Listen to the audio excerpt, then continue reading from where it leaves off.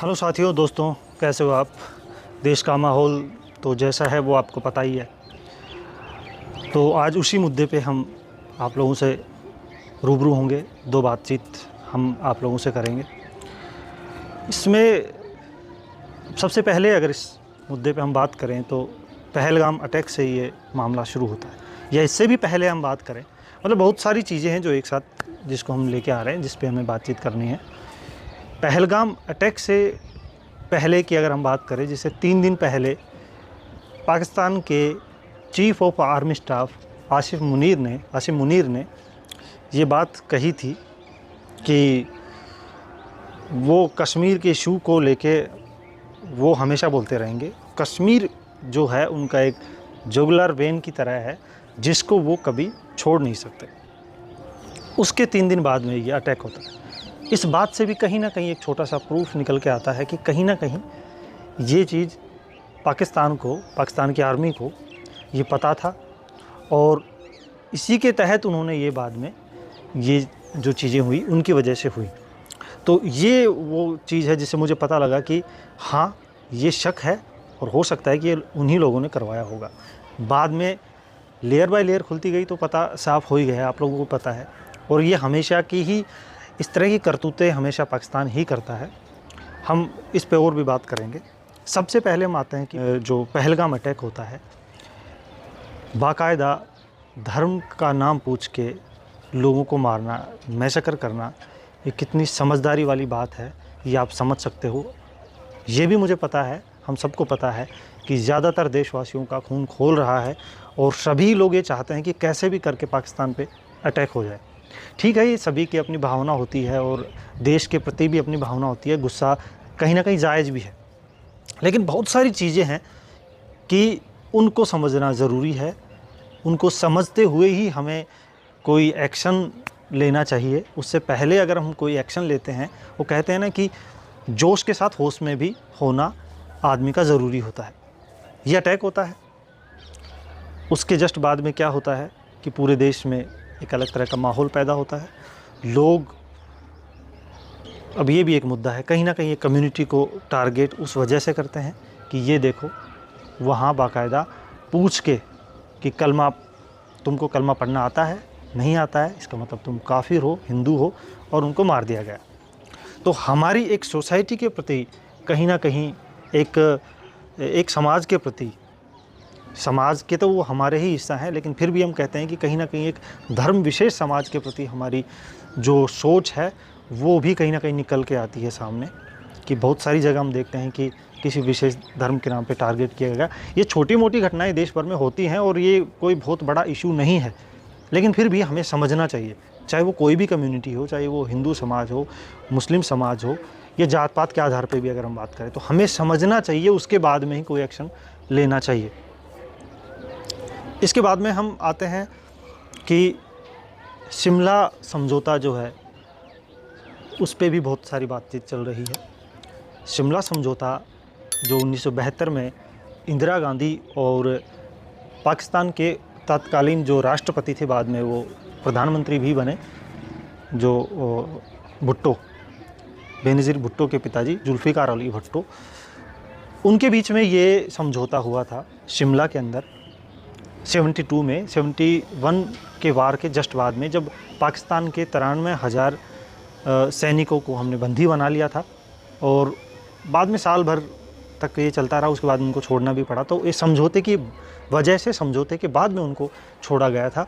और इस जो ये समझौता हुआ था, इसमें ये बात रखी गई थी कि हम जो बायलैटरल रिलेशनशिप है उनको मेंटेन करेंगे, जो हमारी LOC है या हमारी जो बाउंड्री लाइन है हम उसको बनाए रखेंगे, और उस पर हम जो भी एक्शन लेंगे, जो भी कार्रवाई हम करेंगे, वो हम एक दूसरे के रिलेशन से करेंगे, किसी तीसरे को हम इसमें इंटरफेयर नहीं करने देंगे, और जो भी मुद्दा होगा वो बिना वेपन के हम उसको सोल्व करेंगे, बातचीत के ज़रिए से हम सोल्व करेंगे। और जो आपसी रिश्ते हैं, ट्रेड है, उसको हम फिर से मेंटेन करेंगे। जो आपस में जो सांस्कृतिक जो समझौता है, एक तरीके से सांस्कृतिक आदान प्रदान जो दोनों देशों के बीच में है, उसको भी हम मेंटेन करेंगे, उसको भी हम आगे बढ़ाएंगे। तो उसके बाद में हम देखते हैं कि बहुत सारे पाकिस्तानी कलाकार भी हिंदुस्तान आते हैं और फिल्मों में काम करते रहे हैं लगातार। वो उसके बाद से ही संभव हो पाया था। लेकिन बार बार इस समझौते को पाकिस्तान की तरफ से तोड़ा भी गया, ये भी एक समझने की बात है। अभी आप लोग सुन रहे होंगे कि पाकिस्तान ने अब इस समझौते को तोड़ा है, ऐसा नहीं है।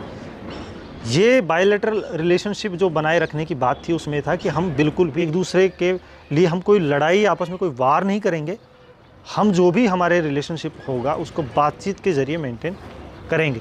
लेकिन उसके बाद में हम देखते हैं कि 99 में वार हुआ और वो उसमें जो पहल की थी वो पाकिस्तान ने की थी, कारगिल में जो चौकियों पे बिना बताए जो कब्ज़ा करना शुरू किया था। बाद का आपको हाल पता ही है कि फिर उनको वापस खदेड़ा गया भारतीय सेना के द्वारा। उन्होंने पहले ही तोड़ दिया था, अब वो फिर तोड़ने की बात कर रहे हैं। तो इसमें उनके तोड़ने से हमारे को कोई नुकसान नहीं है विशेष तौर पे, क्योंकि वो पहले भी तोड़ चुके हैं। और वो जो समझौता था उसके तहत हमें पता है कि ये रिलेशनशिप मेंटेन करना था बिना वार के। अब हमारे पास भी ये एक प्लस पॉइंट आ जाता है कि हम भी अगर डायरेक्ट वार करते हैं तो उसमें हमारे पे कोई दारोमदार नहीं आएगा। जो बाहरी लोग हैं, जो बाहरी दूसरे देश हैं, उनकी तरफ से या यूएन की तरफ से हमारे पे डायरेक्ट कोई दबाव नहीं आएगा, क्योंकि वो पहले रद्द कर चुके हैं। उन्होंने कह दिया कि हम उसको नहीं मानते। साथ में वाटर ट्रीटी की बात आती है, इंडस जो रिवर है उसकी ट्रीटी की बात आती है। तो ये देखो एक मानवीय इशू है कि अब आप थोड़ा सा समझो ना, लोग वाकई में कहीं के नहीं चाहते कि वार हो। अगर आप पाकिस्तान की बात करेंगे तो वहाँ पे आम जनता है, एक तरफ वहाँ की पॉलिटिक्स है, दूसरी तरफ है आर्मी। वहाँ की आर्मी चाहती है कि वार हो, लोग नहीं चाहते। अगर हमने ये समझौता रद्द किया है जो वाटर ट्रीटी वाला है कि हम पानी आपको नहीं देंगे, तो वहाँ के लोग प्यासे मरेंगे। लोग नहीं चाहते, आर्मी वालों को तो पानी मिलेगा ना, आर्मी वाले क्यों चाहेंगे? पर आर्मी बहुत सालों से फ्री बैठी है वहाँ, उनके लिए ज़रूरी हो जाता है कि कहीं ना कहीं हम इस मुद्दे को बनाए रखें। तो हमारा वर्चस्व तो बना कैसे रहेगा? अगर आर्मी लड़ाई नहीं करेगी तो उसका वर्चस्व कैसे बनेगा? और वो भी ऐसे देश में जहाँ पे पहले से क्लेशेज चल रहे हैं। अगर देश के अंदर विद इन कंट्री अगर मान लो कोई क्लेशेज होते हैं तो उनका सॉल्यूशन कैसे हो?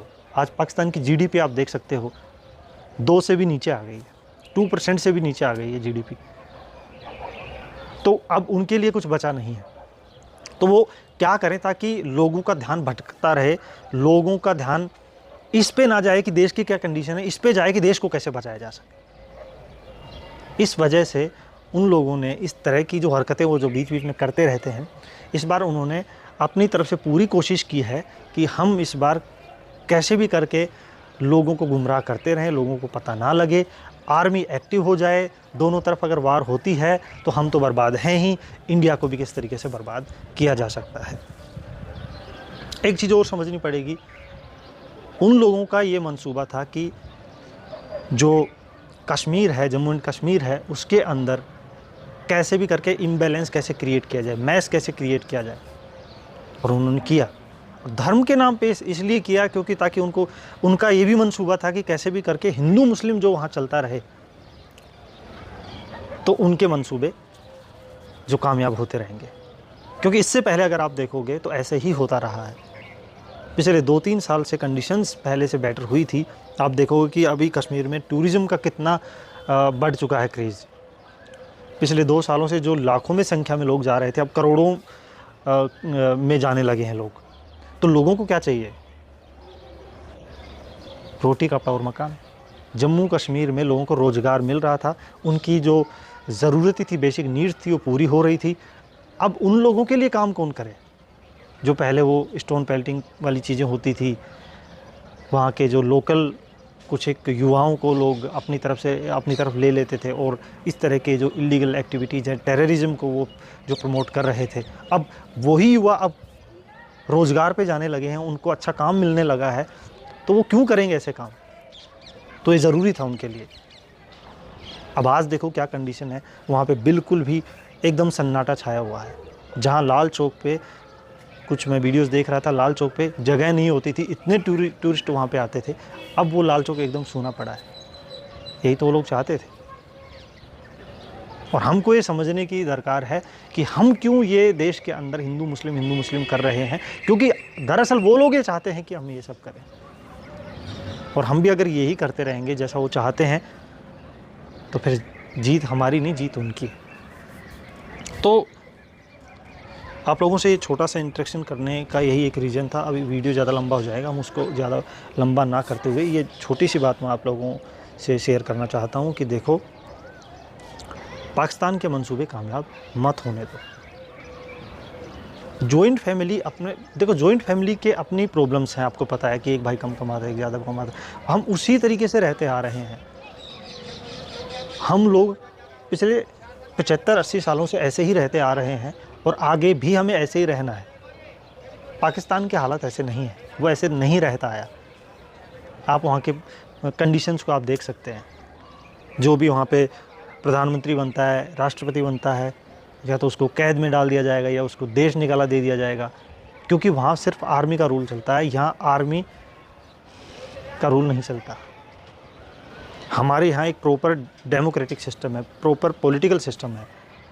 उसी बेस पे हमारा पूरा जो सामाजिक ताना बाना है पूरे देश का जो है, वो उसी बेस पे चलता है। तो आप लोगों को ये समझना होगा कि हम ये ना समझें कि दूसरा जो मुस्लिम है या जो हिंदू है वो हमारा दुश्मन है। किसी भी एक देश का दुश्मन उसके अंदर जो रह रहे हैं वो लोग पूरी तरीके से कभी नहीं हो सकते, क्योंकि रहना उनको वही है। तो आप लोगों से मेरी विनती है कि देश का माहौल ख़राब ना करते हुए एकजुटता की सोच को आगे बढ़ाओ, प्रेम और सौहार्द को आगे बढ़ाओ, ना कि इस तरह की एक्टिविटीज़ आप करो ताकि देश का माहौल ख़राब हो। फिर आप क्या पाकिस्तान से लड़ोगे? अगर आपके खुद के देश के अंदर ही गृह युद्ध छिड़ जाता है तो आप किसी दूसरे देश से क्या लड़ोगे? तो यही मेरा आपसे निवेदन है।